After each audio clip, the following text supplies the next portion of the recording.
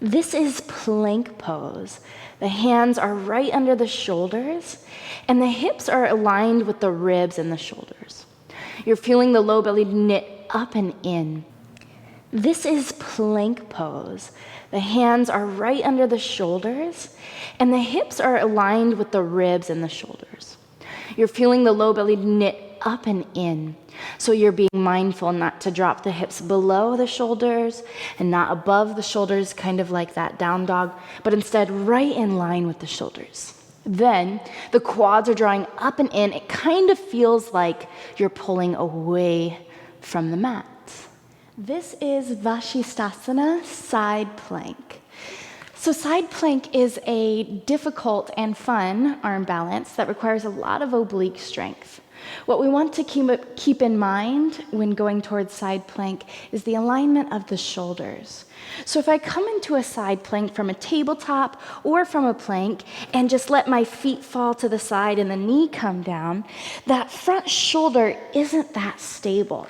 If you look at that shape, the front shoulder is kind of jutting forward, right? We would rather slide the shoulder blades back so that the upper arm bone can lock into the socket.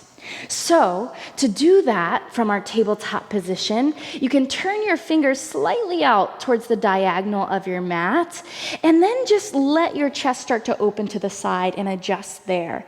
Let the shoulder kind of drop back onto the back and the neck stay nice and long. From there, when you're ready to go towards the supported variation, step your back foot back and reach your top hand to the sky. For a little more work in your obliques, you can step your back foot or your bottom foot down and push the bottom of your bottom foot down, and then rainbow the hips high, keeping the hips square to the side. Side plank. So this is high to low plank. The hands are pushing down, the rib cage is drawing up and in, the low belly's pulling up and in, and then you're tilting forward on the tippy toes. That allows the elbows to align right over the wrists.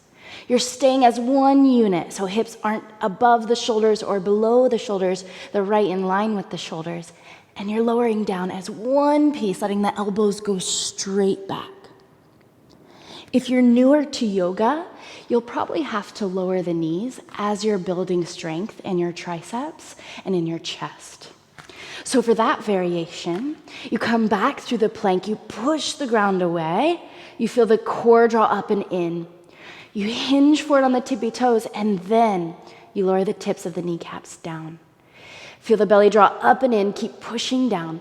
Let the elbows go straight back and lower all the way. This is high lunge, one of my favorite standing postures of all time. So you're rooting down through both feet. In this pose, it's easy to lose your balance. So you want to hug the inner thighs in, kind of like you were squeezing a 2x4 in between the inner knees, yeah? And then the back leg's pretty interesting because if the leg's straight, you're getting this intense stretch on the front hip flexor, right? But if your hip flexors are pretty tight, you might feel a little flare of the sit bones and the tail going high, right? A little dumping in the low back. It's just as good if you want to bend that back knee a little bit so that you can drive the tailbone down and more align the tail under the ribs. That variation does take more thigh strength in your back leg. Either is correct. For me, I'm going to keep mine straight for now. You can zip the ribs in, or you should zip the ribs in, and let the biceps frame the ears. You're letting the shoulder blades wing up just like down dog, and the face is nice and soft. And that's downward facing dog. So index fingers come parallel, and you're rooting down through the finger pads. You're feeling the entire palm push down to protect the wrists. Then you tuck your toes, lift your knees up, and allow the hips to go up and back. And just observe this shape, right? It's an inverted V shape. From there, you push through the palms and allow the shoulder blades to wing up towards the pinky fingers. So that's quite different than sinking into the shoulders, right? You're actually allowing the shoulder blades to rise up and the inner shoulder blade to drop down. Cool. That protects your shoulder as you're in this inverted shape. So you're pushing through the hands, allowing the shoulder girdles to wing up. And then from there, the tailbone is kind of interesting. You're lifting it up towards the sky, and you're feeling this length in the low back and this deep opening in the hamstrings. If you're newer to yoga, you'll probably feel the hamstrings kind of pulling you under, and you'll feel like you're more in a U type of shape. If that's you, take a soft bend to your knees, and then flare the sit bones up, which is just a pretty way to say stick your butt out. Yeah? And then from there, your knees will stay bent as you're pushing through the hands. That's what your down dog looks like. Over time, you might be able to start to lengthen the legs out and keep the tail high. If you do that and it just pulls you back to that U shape, then keep the knees bent to let the tabletop position. The index fingers align to make the number 11, and you can feel the whole palm push down.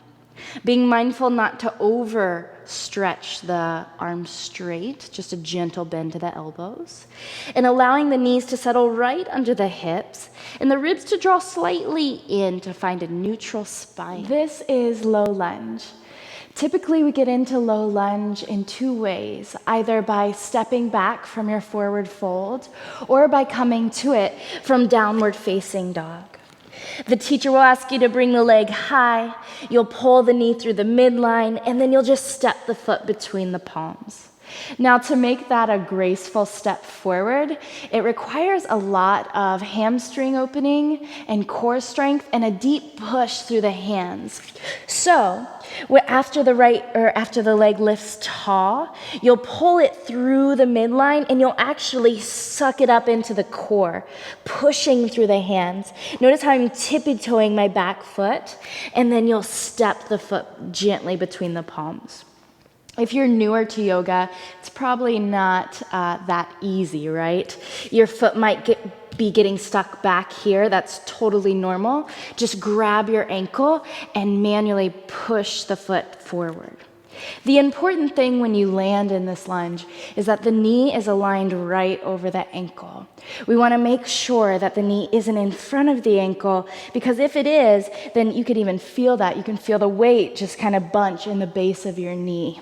So keep the knee stacked right over the ankle to protect that joint, and then you're feeling the entire back ball mound push down.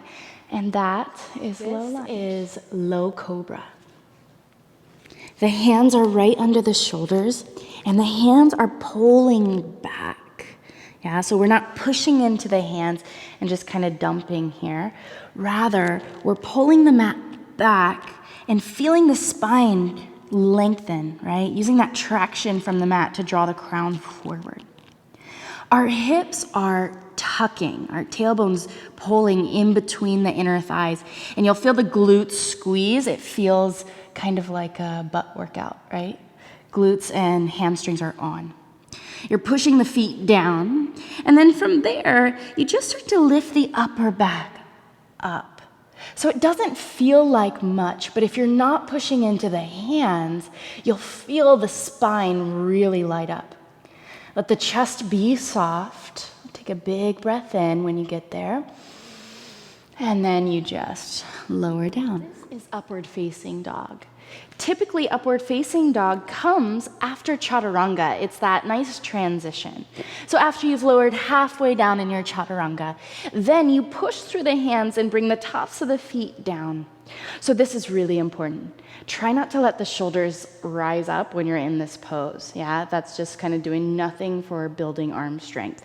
So push down through the hands and actually lift off the ground. We're also not just sagging and letting our legs drop down.